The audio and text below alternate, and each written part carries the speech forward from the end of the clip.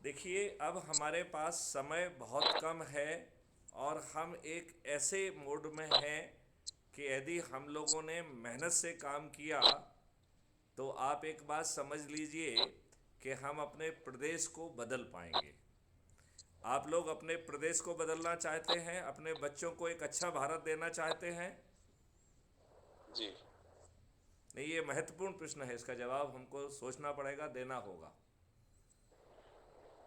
तो आप अपने बच्चों को एक अच्छा भारत देना चाहते हैं जहाँ पे जी। हमारे बच्चों पर अंग्रेजों के नियम कानून ना थोपे हों। बिल्कुल सर। देना चाहते हैं। तो क्या इस काम के लिए हम एक संगठित तरीके से चल सकते हैं क्या? इसका एक तरीका ये है कि हमें सभी जिलों में पहुंचना होगा, सभी तहसीलों में पहुंचना होगा, सभी थानों में पहुंचना होगा, सभी गांवों में पहुंचना होगा। ये तो हो गया है आपका स्ट्रक्चर। फिर हमको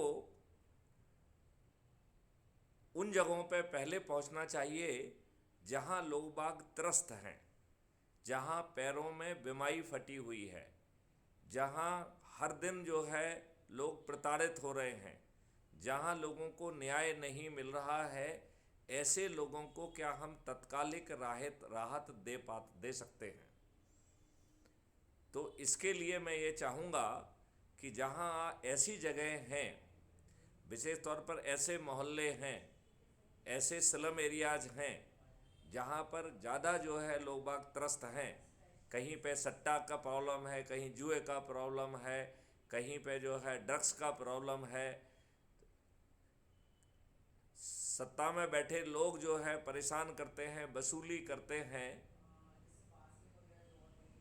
ये बात हमें कहीं ना कहीं समझना होगी। और क्या हम लोगों के आंखों से आंसू पोंछ सकते हैं, ये बात हमें समझना होगी। क्योंकि दो तरीके का काम है। एक तरीके का तो काम है कि हम लोगों को जोड़ते जाएं, और जोड़ने से पहले तो जो है ना सभी सदस्यों को ये समझना है क्या उन्हें वो डॉक्यूमेंट मिल गया है जिसमें क्राइम फ्री भारत के 21 लक्ष्य समझाए गए हैं।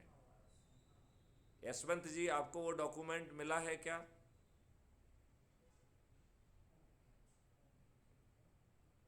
नहीं मिला सर। वो ऐप पे परोसा गया है, वो व्हाट्सएप पे दिया गया है, वो सब जगह परोसा गया है। जी। ये पीडीएफ जी जी डॉक्यूमेंट मिल है। गया है। जी जी। अभी कल ग्रुप पर कल डाल फिर दिया। से उसे परोसा गया है। तो मैं ये चाहूँगा कि आपको अच्छा, वो वो 4 पेज भी है सर। 4 पेज का जो है, करेक्ट। हाँ बिल्कुल, वो तो मैंने निकाल ली सर, वो ग्रुप में डाल दिए। करेक्ट। उसके प्रिंट आउट बना लीजिए, उसके कुछ पोस्टर्स भी बना लीजिए। Sir sir. वो ये बता रहा है कि आगे आने वाला भारत कैसा होने वाला है। जी सर। तो हमें ऐसा भारत चाहिए कि जिस पे गुलामों के नियम कानून ना थोपे हों। बिल्कुल सर। हमें ऐसा भारत चाहिए कि नहीं चाहिए जहाँ की प्रशासनिक व्यवस्था लोगों के प्रति संवेदनशील हो, जो अपने को लॉर्ड ना माने, जो समय पर सही निर्णय ले और अपने निर्णयों के प्रति अकाउंटेबल हो।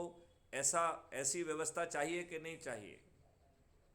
चाहिए सर। जहाँ पर बिल्कुल यदि चाहिए सर। कोई निर्णय, जो व्यवस्था में बैठे लोग हैं, यदि समय पर निर्णय नहीं लेते हैं तो उन्हें सिस्टम के द्वारा क्षतिपूर्ति भी देना पड़ेगी, और वो क्षतिपूर्ति उनके जेब से जाएगी। बिल्कुल सर। क्या आपको ऐसा अपराध मुक्त भारत चाहिए जहां बिना थाने जाए आपकी एफआईआर दर्ज हो जाए, और यदि आप गलत एफआईआर दर्ज करेंगे तो आप जेल में सड़ेंगे, 15 दिन में अकाट्य बिल्कुल सर। साक्ष्यों के साथ चालान पेश हो जाएगा, और आगे चल के क्राइम फ्री भारत के distributed video based trial system के माध्यम से 3 दिन से 30 दिन के अंदर आपको न्याय मिल जाएगा। जहां पर डिजिटल चित्रगुप्त अपराधियों को अपराध करने के पहले पकड़ सकेगा, और जो अपराधी है उसके पास अपराध करने का विकल्प नहीं होगा। लिहाजा हम बड़ी आसानी से, बहुत ही आसानी से इन अपराधियों को रिहैबिलिटेट करके अच्छा नागरिक बना पाएंगे। इस पूरी व्यवस्था में देखिए आज क्या हो रहा है कि आप थाने में जा रहे हैं, आपका सिर फटा हुआ है और थाने में आपकी सुनवाई नहीं हो रही है। वहीं कोई बाहुबली पहुंच रहा है और वो आपके ऊपर जो है झूठा मुकदमा कायम करवा दे रहा है। 2 झूठे बयान काट के आपको जो है अरेस्ट कर लिया जा रहा है। आप अपनी जमानत कराने के लिए विवश हैं और फिर वो केस जो है बरसों बरस चल रहा है। क्या ऐसी व्यवस्था को आप बदलना चाहते हैं?